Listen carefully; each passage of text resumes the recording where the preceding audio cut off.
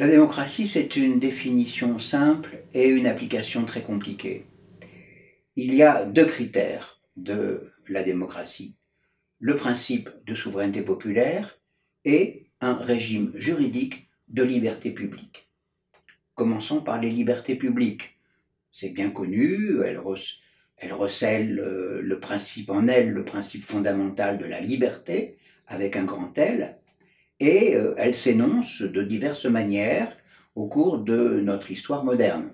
Il y a la liberté de conscience, la liberté d'aller et venir, la liberté de se syndiquer, de s'associer, de publier, de réunir, la liberté de manifester. Toutes ces libertés ne sont pas posées là dans le désordre. Il y a un régime des libertés publiques parce que celles-ci sont inscrites d'abord dans la Déclaration de 1789 et puis aussi dans la Constitution et dans les lois qui s'inspirent du principe général de liberté. D'autre part, les libertés publiques sont garanties par les institutions judiciaires, elles sont garanties par le Conseil d'État et par les tribunaux administratifs, et par ailleurs, comme le dit la déclaration de 1789, elles sont également soumises aux nécessités de l'ordre public, ces nécessités étant appréciées par le juge. Donc, le régime des libertés publiques est simple, concret, authentiquement vécu par de très nombreux citoyens. Le principe de souveraineté populaire est très simple. C'est, comme le proclame notre Constitution, le gouvernement du peuple, par le peuple, pour le peuple. Mais après, les problèmes se posent et ils sont très compliqués. Parce que le gouvernement du peuple suppose l'existence d'un peuple. Et le peuple, c'est deux choses. C'est une réalité sociologique. Et là, nous avons la diversité des classes, la diversité des cultures, des tas de conflits entre les personnes et les groupes. Et le peuple, sociologiquement, apparaît, selon la définition ancienne, très classique, comme une multitude. Et puis, nous avons la réalité politique et juridique du peuple. Cette réalité qui s'inscrit dans une aventure historique. Le peuple français, notamment, comme les autres, s'inscrit dans une logique de l'unité de la nation et il répond, en France en tout cas, à un principe d'égalité depuis la Révolution de 1789 et la Déclaration des droits de l'homme. Donc, le peuple a toujours existé.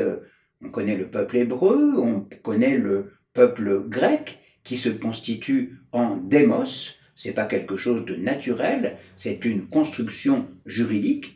De même que le citoyen romain est constitué également juridiquement, mais dans l'exclusion. Les Grecs excluent les esclaves, les Romains excluent les femmes et les esclaves. Et en France, après avoir été sujet du roi de France, les Français deviennent en 89 des citoyens, membres d'une collectivité politique où ils sont tous, comme je le disais, à égalité. Ce que l'on remarque quand on songe au peuple hébreu, au peuple grec, au peuple romain, au peuple français, c'est qu'il n'y a pas d'autoconstitution du peuple, mais il y a une institution de ce peuple selon des principes juridiques ou selon des principes religieux en ce qui concerne le peuple d'Israël. Donc le peuple, c'est une définition complexe, mais qui trouve effectivement sa forme juridique dans le monde moderne, dans la France moderne. L'institution de la démocratie, c'est également quelque chose de complexe qu'on essaye de réaliser depuis le XIXe siècle. La Révolution française ne parle pas de démocratie, elle parle de république, mais la démocratie, elle a encore la définition ancienne de la démocratie comme foule incontrôlée. C'est après, au cours du XIXe siècle, qu'on commence à concevoir diverses théories de la démocratie.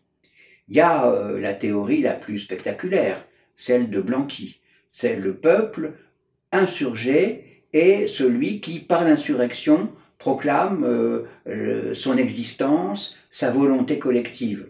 Le problème, c'est que le comité insurrectionnel, tel que le rêve Blanqui, aboutit inéluctablement à la dictature. Dictature populaire, mais quand même, la liberté y est sacrifiée.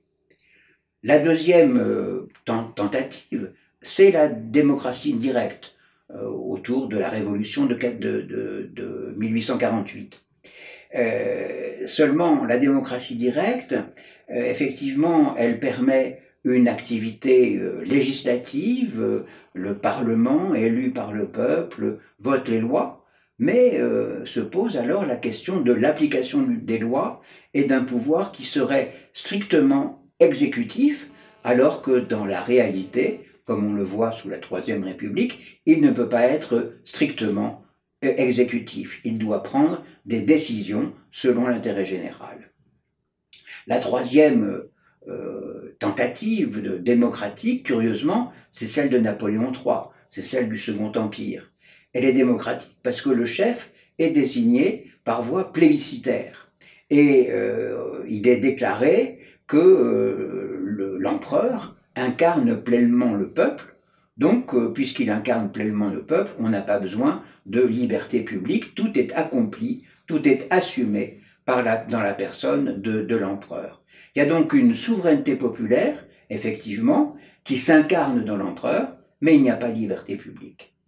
Et puis, la dernière solution, en date, et celle que nous connaissons, c'est celle de la démocratie représentative, qui allie difficilement, mais qui allie tout de même la souveraineté populaire et les libertés publiques. Avec un problème, c'est qu'il y a toujours une distance agaçante, voire exaspérante ou révoltante, entre les représentants et le peuple représenté. Et c'est la difficulté que nous avons avec l'Assemblée nationale, avec le Sénat, où il y a toujours cette distance qui nous rend mécontents et protestataires. Donc, il n'en reste pas moins que nous devons, à notre avis, la Nouvelle Action royaliste défend le principe de la démocratie représentative, mais en soulignant, dans la tradition de l'orléanisme d'ailleurs, la nécessité de bien distinguer le gouvernement et la représentation. Il faut une représentation nationale, mais il faut aussi que la puissance publique puisse s'exercer, et cet exercice de la puissance publique, c'est le gouvernement. Il faut également redonner au peuple un pouvoir de décision, ça s'appelle particulièrement le référendum, qui est une création de la Ve République et qui a été abandonné depuis le référendum de 2005, référendum trahi d'ailleurs après par une autre décision du Parlement. Donc il faut redonner ce pouvoir de décision référendaire au peuple français, et il faut également, comme cela avait été inscrit dans le préambule de la Constitution de 1946, il faut inventer des procédures de participation des citoyens à la vie collective, ceci par deux moyens principaux, dans l'élaboration du plan, car la Nouvelle Action royaliste est favorable à la recréation d'un plan de développement économique et social pour la nation, à condition que ce plan soit effectivement élaboré par les syndicats, par les associations, par des ensembles de citoyens. Et puis, il faut également que cette participation démocratique puisse s'exercer dans la gestion de l'entreprise et dans l'organisation des conditions de travail.